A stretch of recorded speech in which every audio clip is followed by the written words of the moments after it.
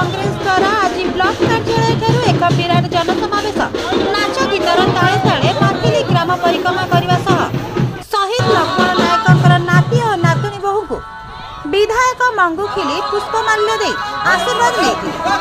विगत 25 वर्ष पर चित्रकोंडा पुणी कांग्रेस फेरी चित्रकोंडा निर्वाचन मंडल जनसाधारण मध्य आनंद उल्लास परिलक्षित देखा विगत 24 वर्ष लुंठन और गुंडाराज चली तार अंत घटी साधारण आलोचना चली। शोभा मालकानगिरी जिला कांग्रेस सभापति गोविंद पात्र, संपादक एमडी अकबर, ब्लॉक सभापति मंगला गौड़, चित्रकोंडा ब्लॉक सभापति विदेशी गौड़, पूर्वतन अध्यक्ष श्रीनाथ भूमिया, नारायण साहा, आसिफ साहा, पूर्णा महाराणा, राउत साहा, वैकुंठ साहा, खैरपुर चित्रकोंडा बालीमेला, कुडमुल्लु गुम्मा मालकानगिरी जिल्लारू हजार हजार कांग्रेस कर्मी एथिरे शामिल होइथिले।